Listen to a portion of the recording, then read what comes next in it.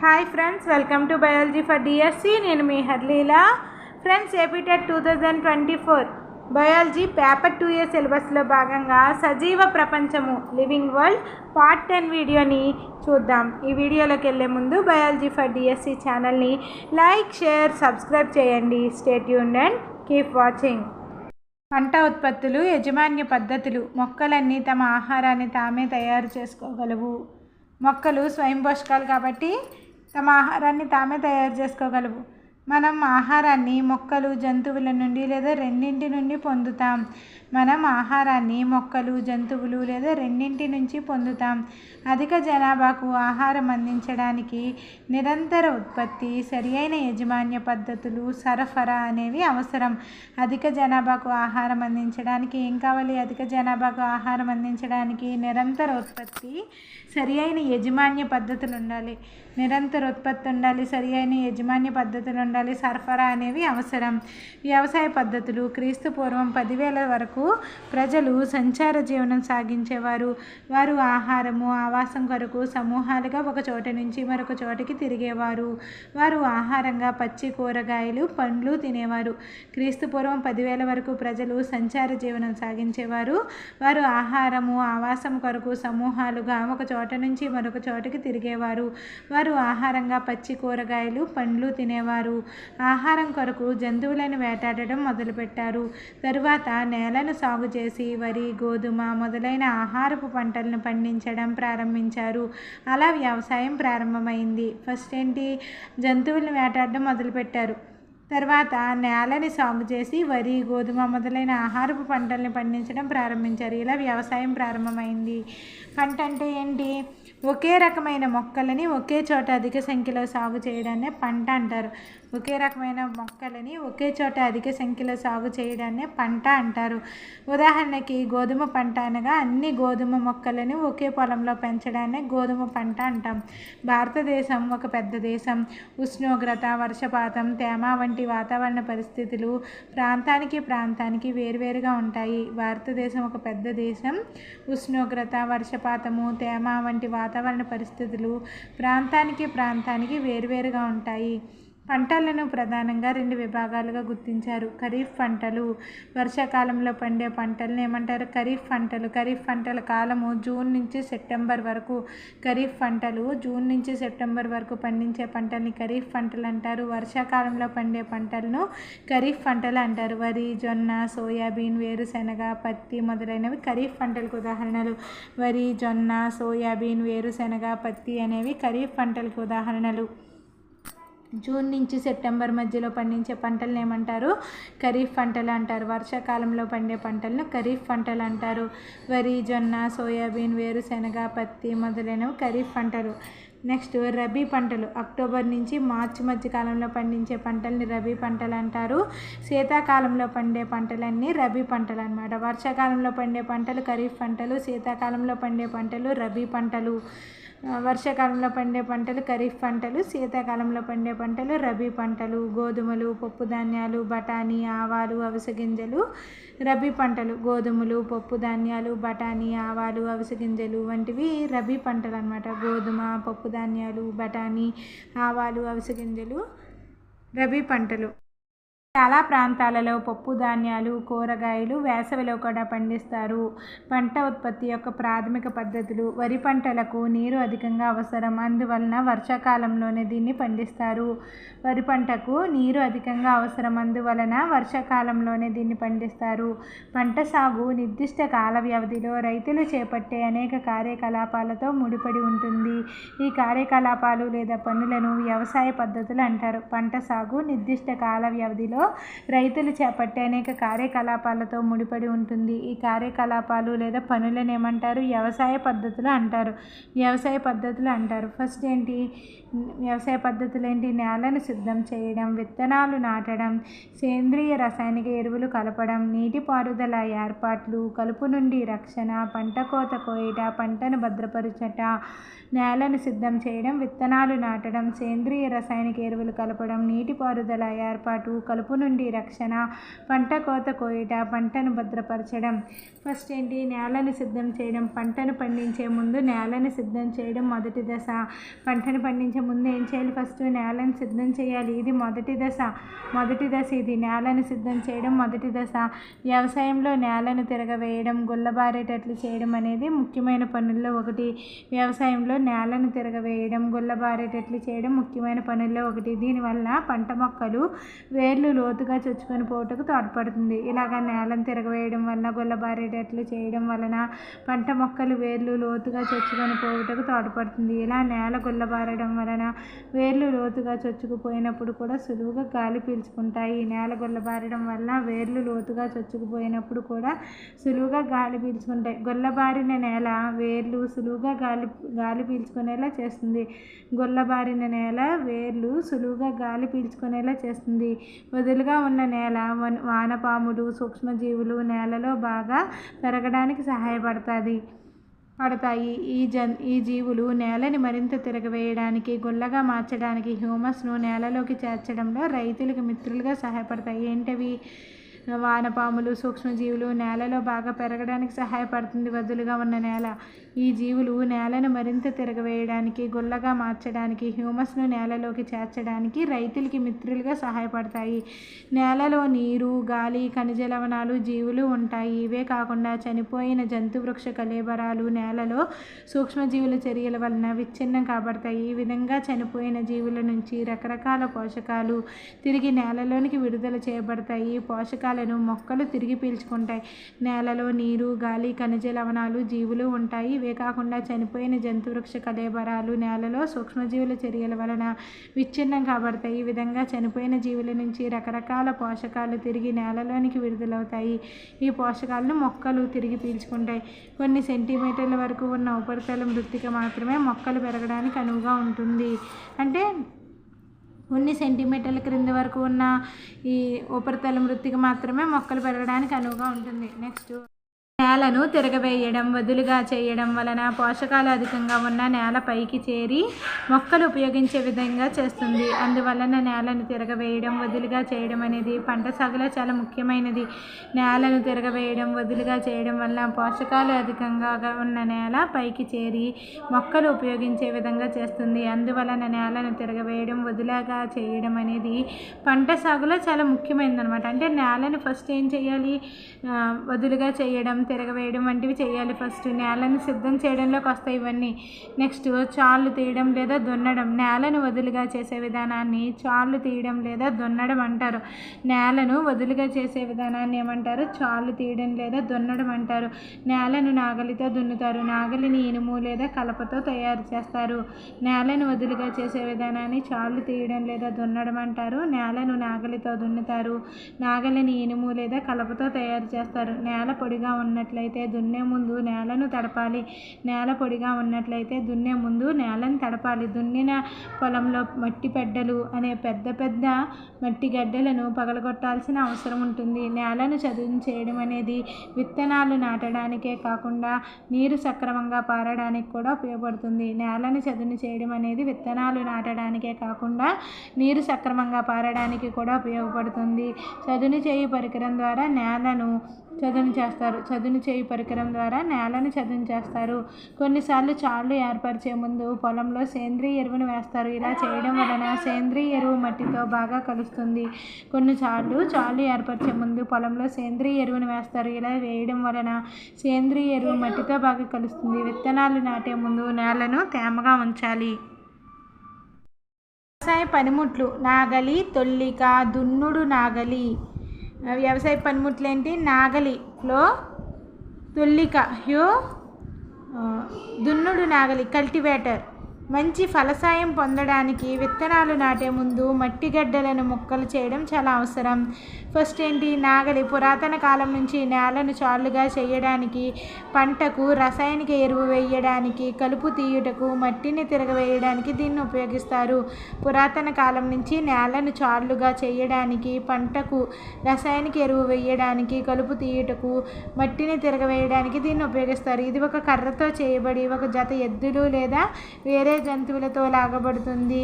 ఇది బలమైన త్రికోణాకారపు ఇనుప బద్దీని కలిగి ఉంటుంది. దీనినే నాగలి గొర్రు అంటారు. గొర్రుకు వేరొక వైపు చేతిపిడి ఉంటుంది. నాగలి యొక్క ముఖ్యమైన పొడవాటి దొంగను నాగలి దొంగ అంటారు. నాగలి దొంగ ఒక చివర నాగలి గొర్రుకు కలపబడి ఉంటుంది. వేరొక చివర ఎద్దుల మెడపైన ఉండే కర్రదూలం కాడికి కలపబడి ఉంటుంది. ఒక జత ఎద్దులతో మనిషి నాగలిని సులభంగా ఉపయోగించగలడు. స్థానికంగా ఉపయోగించే కర్ర నాగలి బదులు ప్రస్తుతం ఇనప నాగలిని ఉపయోగిస్తున్నారు. నెక్స్ట్ ఏంటి? తొల్లిక. ఇది కలుపును తీయడానికి, నేలను గొల్లగా చేయడానికి ఉపయోగించే సులువైన పరికరం. కలుపును తీయడానికి, నేలను గొల్లగా చేయడానికి ఉపయోగించే సులువైన పరికరం. ఇది పొడవాటి కర్ర లేదా ఇనుప కడ్డీని కలిగి ఉంటుంది. తొల్లిక అనేది పొడవాటి కర్ర లేదా ఇనుప కడ్డీని కలిగి ఉంటుంది. ఇది ఒక చివర బలమైన వెడల్పుగా వంపు తిరిగిన లోహపు పలక అతుకబడి బ్లేడులా పనిచేస్తుంది. దున్నుడు నాగలి. ఈ రోజుల్లో ట్రాక్టర్తో నడిపించే దున్నుడు నాగలి అనే సాధనమును ఉపయోగించి నేలను దున్నుతున్నారు. ట్రాక్టర్ను ఉపయోగించడం వల్ల శ్రమ మరియు కాలము ఆదా అవుతాయి. నెక్స్ట్ ఫస్ట్ స్టెప్ అయిన నేలను సిద్ధం చేయడం అయింది ఇప్పటి వరకు. ఇప్పుడు విత్తనాలు నాటడం. పంట ఉత్పత్తిలో విత్తనాలు నాటడం ఒక ముఖ్యమైన భాగం. విత్తనాలు నాటే ముందు నాణ్యమైన, శుభ్రమైన, ఆరోగ్యకరమైన, మంచి రకానికి చెందిన విత్తనాలను ఎన్నుకోవాలి. రైతులు అధిక ఉత్పత్తిని ఇచ్చే వంగడాలకు ప్రాధాన్యతనిస్తారు. నాసి రకం విత్తనాలు గొల్లగా అయ్యి తేలికగా ఉంటాయి. అందువలన అవి నీటిపైన తేలుతూ ఉంటాయి. మంచి ఆరోగ్యకరమైన విత్తనాలను నాసి రకం విత్తనాల నుంచి వేరు చేయడానికి ఇది ఒక మంచి పద్ధతి. సాంప్రదాయ పనిముట్టు. విత్తనాలు నాటడానికి సాంప్రదాయకంగా ఉపయోగించే సాధనం గరాటు ఆకారంలో ఉంటుంది. విత్తనాలు నాటడానికి సాంప్రదాయంగా ఉపయోగించే సాధనం గరాటు ఆకారంలో ఉంటుంది. గరాటులో నింపబడిన విత్తనాలు మొనదేలిన చివరలు కలిగిన 2 లేదా 3 పైపుల ద్వారా కిందకి పడతాయి. మొనదేలిన చివరలు నేలలోకి చొచ్చుకొని పోయి విత్తనాలను వేస్తాయి. నెక్స్ట్ విత్తనాలు చల్లు గొర్రు. ఈ రోజుల్లో విత్తనాలు చల్లు గొర్రెను ట్రాక్టర్ సహాయంతో ఉపయోగిస్తున్నారు. ఇది సమాన దూరం మరియు లోతులో ఏకరీతిగా విత్తనాలను నాటుతుంది. దీని ద్వారా విత్తనాలు నాటితే ఖచ్చితంగా విత్తనాలు మట్టితో కప్పబడతాయి. అలా ఈ విత్తనాలు పక్షుల చేత తినకుండా రక్షించబడతాయి. నెక్స్ట్ విత్తనాలు చల్లు గొర్రు ద్వారా విత్తనాలు నాటితే కాలం మరియు శ్రమ ఆదా అవుతాయి. ముందుగా వరి లాంటి కొన్ని మొక్కల విత్తనాలను నర్సరీల్లో లేదా మడుల్లో పెంచుతారు. మొలకెత్తిన తర్వాత వాటిని వేరే పొలంలో చేతితో నాట్లు వేస్తారు. కొన్ని అడవి మొక్కలు, పూల మొక్కలు కూడా నర్సరీలో పెంచబడతాయి. మొక్కలు ఒకచోట గుంపుగా మొలకెత్తకుండా ఉండాలంటే విత్తనాల మధ్య సరియైన దూరం అవసరం. ఈ విధానం మొక్కలకు సరియైన సూర్యరశ్మి, పోషకాలు మరియు నీటిని నేల నుంచి గ్రహించడానికి దోహదపడుతుంది. వ్యవసాయ పద్ధతుల్లో 3వ పద్ధతి ఏంటి? సేంద్రియ రసాయనిక ఎరువులు కలపడం. మొక్కలు ఆరోగ్యంగా పెరగడానికి పోషకాల రూపంలో నేలకి అందించే పదార్థాలను సేంద్రియ ఎరువులు అంటారు మరియు రసాయనిక ఎరువులు అంటారు. నిరంతరం పంటను సాగు చేయడం వలన నేలలో పోషకాలు తగ్గిపోతాయి. అందువలన రైతులు నేలను పోషకాలతో నింపడానికి సేంద్రియ ఎరువులు వేస్తారు. ఈ విధానాన్ని సేంద్రియ ఎరువులు వేయడం అంటారు. నిరంతరం పంటను సాగు చేయడం వలన నేలలో పోషకాలు తగ్గిపోతాయి. అందువలన రైతులు నేలలో పోషకాలతో నింపడానికి ఏం వేస్తారు? సేంద్రియ ఎరువులు వేస్తారు. ఈ విధానాన్ని సేంద్రియ ఎరువులు వేయడం అంటారు. సరి అయిన లేదా చాలినంత ఎరువు లేకపోతే మొక్కలు బలహీనమవుతాయి. సరి అయిన లేదా చాలినంత ఎరువు లేకపోతే మొక్కలు బలహీనమవుతాయి. రసాయనిక ఎరువులు అనేవి అధిక మొత్తంలో ప్రత్యేక పోషకాలు కలిగిన రసాయనాలు. ఇవి కర్మాగారాల్లో ఉత్పత్తి అవుతాయి. Urea, ammonium sulphate, super phosphate, ఎన్పికేలు కొన్ని రసాయనిక ఎరువులకు ఉదాహరణ. Urea, ammonium sulphate, super phosphate, ammonium sulphate, super phosphate, ఎన్పికేలు కొన్ని రసాయనిక ఎరువులకు ఉదాహరణలు. రసాయనిక ఎరువులు ఉపయోగించడం వలన గోధుమ, వరి, జొన్న వంటి పంటలు అధిక దిగుబడిని ఇచ్చి రైతులకు సహాయపడతాయి. అధికంగా రసాయనిక ఎరువులు వాడడం వల్ల నేల సారం కోల్పోతుంది.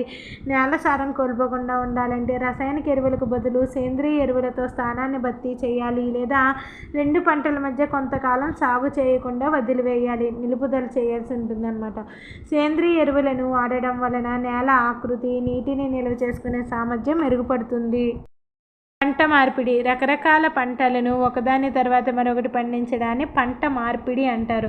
ఉత్తర భారతదేశంలో రైతులు ఒక కాలంలో లెగ్యూమ్ పంటలు పశుగ్రాసంగా పండించి తరువాత కాలంలో గోధుమలు పండించేవారు. నేలను నత్రజనితో నింపడం ఈ విధానం సహాయపడుతుంది. పంట మార్పిడి రకరకాల పంటల్ని ఒకదాని తర్వాత మరొకటి పండించడాన్ని ఏమంటారు?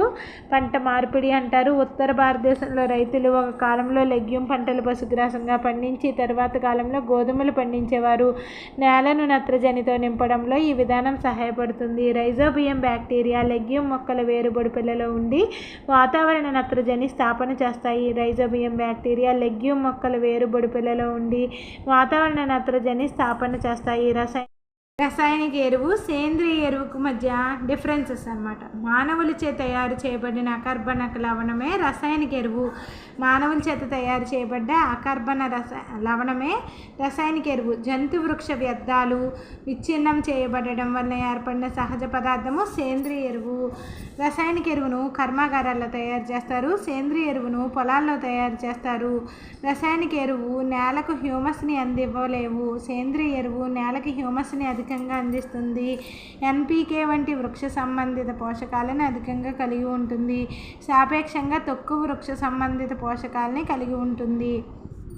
ఇక్కడ ఎన్పీకే రసాయనిక ఎరువులు ఏంటి? ఎన్పీకే వంటి వృక్ష సంబంధిత పోషకాలను అధికంగా కలిగి ఉంటుంది. సేంద్రియ ఎరువు సాపేక్షంగా తక్కువ వృక్ష సంబంధిత పోషకాలని కలిగి ఉంటుంది. సేంద్రియ ఎరువులు ప్రయోజనాలు: నేల యొక్క నీటిని నిల్వ చేసుకునే సామర్థ్యాన్ని పెంచుతాయి. ఈ సేంద్రియ ఎరువుల వలన ప్రయోజనాలు ఏంటి? నేల యొక్క నీటిని నిల్వ చేసుకునే సామర్థ్యాన్ని పెంచుతాయి. నేలను గుల్లబారేటట్లు చేస్తాయి. తద్వారా వాయు వినిమయం సులభతరమవుతుంది. నేలను గుల్లబారేటట్లు చేస్తాయి సేంద్రియ ఎరువులు. తద్వారా వాయు వినిమయం అనేది సులభతరం అవుతుంది.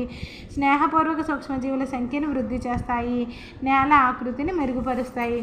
మనకి వ్యవసాయ పద్ధతుల్లో ఇప్పటి వరకు నేలను సిద్ధం చేయడం, విత్తనాలు నాటడం, సేంద్రియ రసాయన ఎరువులు కలపడం వరకు అయింది. ఫోర్త్ స్టెప్ ఏంటి? నీటిపారుదల ఏర్పాటు. మొక్కలు సుమారు 90% నీటిని కలిగి ఉంటాయి. నియమిత సమయాలలో పంటకు నీటిని అందించడాన్ని నీటిపారుదల అంటారు. మొక్కలు సుమారు 90% వాటర్ని కలిగి ఉంటాయి. నియమిత సమయాల్లో పంటకి నీటిని అందించడాన్ని నీటిపారుదల అంటారు. పొలానికి ఎప్పుడు ఎంత నీరు అందించాలి అన్నది పంటను ఋతువుని బట్టి మారుతూ ఉంటుంది. పొలానికి ఎప్పుడు ఎంత నీరు అందించాలి అన్నది పంటను ఋతువుని బట్టి మారుతూ ఉంటుంది. నీటిపారుదల వనరులు: బావులు, గొట్టపు బావులు, చెరువులు, సరస్సులు, నదులు, ఆనకట్టలు, కాలువలు మొదలైనవి నీటిపారుదల వనరులు. సాంప్రదాయ నీటిపారుదల పద్ధతులు: నీటిని తోడడానికి పశువులను, శ్రామిక శక్తిని ఉపయోగిస్తారు. ఈ విధానాలు చౌకైనవి మరియు తక్కువ సామర్థ్యం గలవి. గిలక బావి, కప్పి వ్యవస్థ, గొలుసు పంపు, యాతం, కపిలి వ్యవస్థ అనేవేంటి నీటిపారుదల పద్ధతులు. గిలక బావి, కప్పి వ్యవస్థ, గొలుసు పంపు, యాతం, కపిలి వ్యవస్థ. సాధారణంగా గొట్టాలను నీటిని తోడడానికి ఉపయోగిస్తారు. ఇవి పనిచేయడానికి డీజిల్, బయోగ్యాస్, విద్యుత్, సౌరశక్తిని ఉపయోగిస్తారు. మనం పటంలో చూడొచ్చు. గిలక బావి, గొలుసు పంపు, యాతం, కపిలి వ్యవస్థలను మనం పటంలో చూడొచ్చు. ఆధునిక నీటిపారుదల పద్ధతులు: నీటిని పొదుపుగా వాడుకోవడానికి ఆధునిక నీటిపారుదల పద్ధతులు సహాయపడతాయి. ఆధునిక నీటిపారుదల పద్ధతులు ఏంటి? తుంపర పద్ధతి, స్ప్రింక్లర్ పద్ధతి. తుంపర పద్ధతి లేదా స్ప్రింక్లర్ పద్ధతి. నీటి లభ్యత సరిగా లేని, చదును లేని నేలలను తుంపర పద్ధతి చాలా ఉపయోగకరం. నిర్ణీత దూరాలలో చుట్టూ తిరిగే నాజిళ్లు కలిగి లంబంగా ఉండే పైపులను ప్రధాన పైప్ లైన్కు కలుపుతారు. పంపులను ఉపయోగించడం: తగినంత పీడనంతో నీటిని పంపినప్పుడు నీరు తిరిగి నాజిల్ గుండా బయటికి వచ్చి వర్షం పడినట్టు తుంపర్లుగా పంటపై చిమ్మబడుతుంది. పచ్చికలకు, కాఫీ పంటకు, కొన్ని ఇతర పంటలకు ఈ స్ప్రింక్లర్ పద్ధతి చాలా ఉపయోగకరమైనది. నీటి లభ్యత సరిగా లేని, చదునుగా లేని నేలలను తుంపర పద్ధతి చాలా ఉపయోగకరం. నిర్ణీత దూరాలలో చుట్టూ తిరిగే నాజిళ్లు కలిగి లంబంగా ఉండే పైపులను ప్రధాన పైప్ లైన్కి కలుపుతారు. నిర్ణీత దూరాలలో చుట్టూ తిరిగే నాజిళ్లు కలిగి లంబంగా ఉండే పైపులను ప్రధాన పైపులకు కలుపుతారు. పంపులను ఉపయోగించి తగినంత పీడనంతో నీటిని పంపినప్పుడు నీరు తిరిగి నాజిల్ గుండా బయటికి వచ్చి వర్షం పడినట్లుగా తుంపరులుగా పంటపై చిమ్మబడుతుంది. పచ్చికలకు, కాఫీ పంటకి, కొన్ని ఇతర పంటలకి స్ప్రింక్లర్ పద్ధతి చాలా ఉపయోగకరమైనది. నెక్స్ట్ బిందు సేద్యం. ఈ పద్ధతిలో నీరు బిందువులుగా నేరుగా వేర్ల దగ్గర పడుతుంది కనుక దీన్ని బిందు సేద్యం అంటారు. ఈ బిందు సేద్యం పద్ధతిలో నీరు బిందువులుగా నేరుగా వేర్ల దగ్గరే పడుతుంది కనుక దీనిని బిందు సేద్యం అంటారు. చెట్లకు, తోటలకు, పండ్ల మొక్కలకి ఇది ఉత్తమమైన పద్ధతి. నీరు ఎక్కడ వృధా కాదు. నీరు తక్కువగా లభ్యమయ్యే ప్రదేశాలకి ఇది ఒక వరం. నీరు ఎక్కడ ఈ బిందు సేద్యం పద్ధతిలో ఏమవుతుంది, నీరు బిందువులుగా నేరుగా వేర్ల దగ్గరే పడుతుంది కనుక దీన్ని ఏమంటారు, బిందు సేద్యం అంటారు. చెట్లకు, తోటలకు, పండ్ల మొక్కలకి ఇది ఉత్తమమైన పద్ధతి. చెట్లకు, తోటలకు, పండ్ల మొక్కలకి బిందు సేద్యం అనే పద్ధతి ఉత్తమమైన పద్ధతి. నీరు ఎక్కడ వృధా కాదు. నీరు తక్కువగా లభ్యమయ్యే ప్రదేశాలకి ఇది ఒక వరం. నెక్స్ట్ కలుపు మొక్కల నుంచి రక్షణ. 5వ స్టెప్ ఏంటి, కలుపు మొక్కల నుంచి రక్షణ. పొలంలో అనేక అవాంఛనీయమైన మొక్కలు పంటతో పాటు సహజంగా పెరుగుతాయి. ఇటువంటి అవసరం లేని మొక్కలకు కలుపు మొక్కలు అంటారు. కలుపు మొక్కలు తొలగించడాన్ని కలుపు తీయట అంటారు. కలుపు మొక్కలు నీరు, పోషకాలు, స్థలం మరియు కాంతి కొరకు పంట మొక్కలతో పోటీపడి పంట మొక్కల ఎదుగుదలపై ప్రభావాన్ని చూపుతాయి. కావున కలుపు తీత ఆవశ్యకం. విత్తనాలు నాటే ముందు చాళ్ళు తీయడం వలన ఈ కలుపు మొక్కలను వేళ్లతో సహా పెకిలించి చంపివేయబడడానికి సహాయపడుతుంది. కలుపు మొక్కలను తొలగించడానికి తవ్వుకోలు, బొరుగితో పాటు విత్తనాలు చల్లు గొర్రు కూడా ఉపయోగపడతాయి. కలుపు మొక్కలను తొలగించడానికి తవ్వుకోలుతో పాటు విత్తనాలు చల్లు గొర్రు కూడా ఉపయోగపడతాయి. కలుపు నాశకాలు 2,4-D వంటి కొన్ని రసాయనాల ద్వారా ఈ కలుపులను అరికట్టవచ్చు. వీటిని కలుపు నాశకాలు అంటారు. కలుపు రసాయనాలు పిచికారీ చేసినప్పుడు రైతులు వారి ముక్కు, నోరు గుడ్డతో కప్పుకోవాలి. 2,4-D వంటి కొన్ని రసాయనాల ద్వారా కలుపులను అరికట్టవచ్చు. వీటిని ఏమంటారు, కలుపు నాశకాలు అంటారు. కలుపు నాశకానికి ఉదాహరణ ఏంటి, 2,4-D. కలుపు రసాయనాలు పిచికారీ చేసినప్పుడు రైతులు వారి ముక్కు, నోరు గుడ్డతో కప్పుకోవాలి. నెక్స్ట్ పంట కోత కోయుట. పంట పండిన తర్వాత పంటను కొయ్యడాన్ని పంట కోత కోయుట, హార్వెస్టింగ్ అంటారు. పంట పండిన తర్వాత పంటను కొయ్యడాన్ని పంట కోత కోయుట లేదా హార్వెస్టింగ్ అంటారు. ధాన్యపు పంటలు పక్వానికి రావడానికి 3 నుంచి 4 నెలలు పడుతుంది. మన దేశంలో పంటలను కోత కోయడానికి మనుషులు కొడవలి లేదా కోత కోసే యంత్రాన్ని హార్వెస్టర్ను ఉపయోగిస్తారు. నూర్పిడి. ధాన్యాన్ని ఊక నుంచి వేరు చేయడాన్నే నూర్పిడి అంటారు.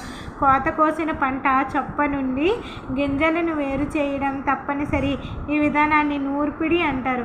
కోత కోసిన పంట చొప్ప నుంచి గింజల్ని వేరు చేయడం అనేది తప్పనిసరి. ఈ విధానాన్ని నూర్పిడి అంటారు. Combined harvester. కోత, నూర్పిడి చేసే యంత్రం. కంబైన్డ్ హార్వెస్టర్ అంటే ఏంటి, కోత, నూర్పిడి చేసే యంత్రం. సన్నకారు రైతులు గింజలను పొట్టు నుంచి వేరు చేయుటకు తూర్పారబడతారు. సన్నకారు రైతులు గింజలను పొట్టు నుంచి వేరు చేయడానికి తూర్పారబడతారు. నూర్పిడి అంటే ఏంటి, కోత కోసిన పంట చొప్ప నుంచి గింజల్ని వేరు చేయడం తప్పనిసరి. ఈ విధానాన్ని నూర్పిడి అంటారు. Combine harvester. కోత, నూర్పిడి చేసే యంత్రాన్నే కంబైన్ హార్వెస్టర్ అంటారు. సన్నకారు రైతులు గింజలను పొట్టు నుండి వేరు చేయడానికి తూర్పారబడతారు. సన్నకారు రైతులు గింజల్ని వారికి తగినంత ఆదాయం ఉండదు కాబట్టి పొట్టు నుంచి వేరు చేయడానికి, గింజల్ని పొట్టు నుంచి వేరు చేయడానికి తూర్పారబడతారు. నెక్స్ట్ పంటకాలపు పండుగలు. 3 నుంచి 4 నెలలు కష్టపడిన తర్వాత బంగారు వర్ణంలో ఉన్న పంటను చూసి జరుపుకునే పండుగలే పంటకాలపు పండుగలు. సంక్రాంతి, వైశాఖి, హోలీ, దీపావళి, నబన్య, బిహు అనేవి పంటకాలపు పండుగలు. సంక్రాంతి, వైశాఖి, హోలీ, దీపావళి, నబన్య, బిహు వంటివి పంటకాలపు పండుగలు. నెక్స్ట్ నిల్వ చేయడం. ఉత్పత్తి చేయబడిన ధాన్యాన్ని భద్రపరచడం, నిల్వ చేయడం ముఖ్యమైన పని. 7వ స్టెప్ ఏంటి, నిల్వ చేయడం. ఉత్పత్తి చేయబడిన ధాన్యాన్ని భద్రపరచడం, నిల్వ చేయడం అనేవి ముఖ్యమైన పనులు. పంట ధాన్యాలు ఎక్కువ కాలం భద్రంగా నిల్వ చేయాలంటే తేమ, పురుగులు, ఎలుకలు, సూక్ష్మజీవుల నుంచి కాపాడుకోవాలి. పంటని తేమ, పురుగులు, ఎలుకలు, సూక్ష్మజీవుల నుంచి కాపాడుకోవాలి. కోత కోసిన ధాన్యం ఎక్కువ తేమగా ఉంటాయి. తాజాగా కోసిన ధాన్యాన్ని ఎండబెట్టకుండా నిల్వ చేస్తే అవి పాడై లేదా సూక్ష్మజీవుల దాడికి గురై ఆహారంగా ఉపయోగించడానికి, మొలకెత్తడానికి పనికి రాకుండా పోవచ్చు. కోత కోసిన ధాన్యం ఎక్కువ తేమగా ఉంటుంది. కోత కోసిన ధాన్యం. తాజాగా కోసిన ధాన్యాన్ని ఎండబెట్టకుండా నిల్వ చేస్తే అవి పాడై సూక్ష్మజీవుల దాడికి గురై ఆహారంగా ఉపయోగించడానికి, మొలకెత్తడానికి పనికి రాకుండా పోవచ్చు. కావున నిల్వ చేసే ముందు వాటిని తేమను తగ్గించుకోవడానికి ఏం చేయాలి, ఎండలో ఎండబెట్టాలి. ఇళ్లల్లో ధాన్యం గింజల్ని నిల్వ చేయడానికి ఎండిన వేపాకులను ఉపయోగిస్తారు. ఇళ్లల్లో ధాన్యం గింజల్ని నిల్వ చేయడానికి ఎండిన వేపాకులను ఉపయోగిస్తారు. పెద్ద మొత్తంలో ధాన్యాన్ని గోదాములలో నిల్వ చేసినప్పుడు చీడలు, సూక్ష్మజీవుల నుంచి రక్షించుకుంటకు వాటిని రసాయనాలతో శుభ్రం చేయాలి. పెద్ద మొత్తంలో ధాన్యాన్ని గోదాముల్లో నిల్వ చేసినప్పుడు చీడలు, సూక్ష్మజీవుల నుంచి రక్షించుకోవడానికి వాటిని రసాయనాలతో శుభ్రం చేయాలి. పశు సంవర్ధనం ఇళ్లలో లేదా పొలంలో జంతువులను పెంచినప్పుడు వాటికి సరి అయిన ఆహారాన్ని, ఆవాసాన్ని, రక్షణను అందించాలి. ఎక్కువ మొత్తంలో ఈ విధంగా చేయడాన్ని పశు సంవర్ధనం అంటారు. మనం చేపల నుంచి పొందే కాడ్ లివర్ ఆయిల్లో విటమిన్ డి ఎక్కువగా ఉంటుంది. పంటను భద్రపరచడంలో పురోగతి, ఆహారాన్ని నిల్వ చేయడం, ప్రిజర్వేషన్ ఆఫ్ ఫుడ్. కొన్ని రకాల పదార్థాలను ఉపయోగించి ఆహార పదార్థాలను కొంతకాలం పాటు నిల్వ చేయవచ్చును. కొన్ని ఆహార పదార్థాలను ఉప్పు పూసి ఎండబెట్టడం వలన ఎక్కువ రోజులు నిల్వ ఉంటాయి. ఎండు చేపలు నిల్వ ఉంచుట. ఉప్పు పూసి ఎండబెట్టడం అనేది ఎండు చేపలు నిల్వ ఉంచడానికి ఉపయోగిస్తాం. పచ్చళ్ళను నిల్వ ఉంచేందుకు ఉప్పు, కారం, నూనె, పసుపు పొడిని ఉపయోగిస్తారు. పచ్చళ్ళను నిల్వ చేయడానికి చక్కెర పాకము, తేనెను పండ్లను నిల్వ చేసే పదార్థాలుగా ఉపయోగిస్తారు. పండ్లను జామ్ లేదా పండ్ల రసాలుగా మార్చి నిల్వ చేస్తారు. ధాన్యాన్ని సంచుల్లో పోసి కానీ గాదెలలో పోసి కానీ ఎక్కువ కాలం నిల్వ చేయడానికి మలాథియాన్ అనే మందును పిచికారీ చేస్తారు. ధాన్యాన్ని సంచుల్లో పోసి కానీ గాదెలలో పోసి కానీ ఎక్కువ కాలం నిల్వ చేయడానికి మలాథియాన్ అనే మందును పిచికారీ చేస్తారు. నెక్స్ట్ ఏంటి, ధాన్యాన్ని పాడు చేయకుండా ఎలుకలను నివారించడానికి జింక్ ఫాస్ఫైడ్, వార్ఫరిన్ అనే మందులను ఉపయోగిస్తారు. ధాన్యాన్ని పాడు చేయకుండా ఎలుకలను నివారించడానికి జింక్ ఫాస్ఫైడ్, వార్ఫరిన్ అనే మందులను ఉపయోగిస్తారు. ధాన్యాన్ని పాడు చేయకుండా ఎలుకలను నివారించడానికి జింక్ ఫాస్ఫైడ్, వార్ఫరిన్ అనే మందులను ఉపయోగిస్తారు.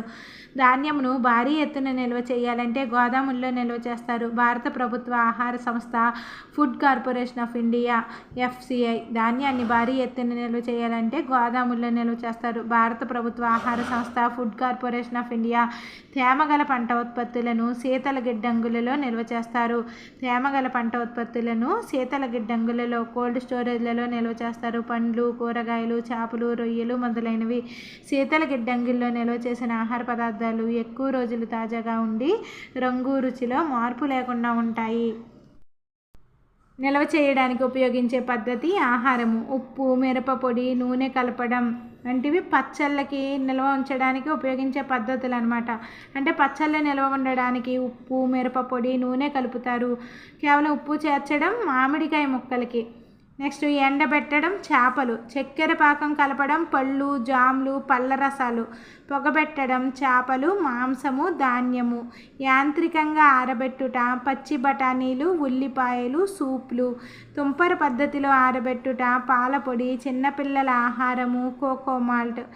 నెక్స్ట్ పాతరలు లేదా నేల కొట్టాలు, ధాన్యం, పాశ్చరైజేషన్, పాలు, డబ్బాలలో నిల్వ ఉంచడం కాయగూరలు, మాంసము, చేపలు.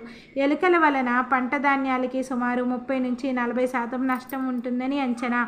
ఎలుకల వలన పంట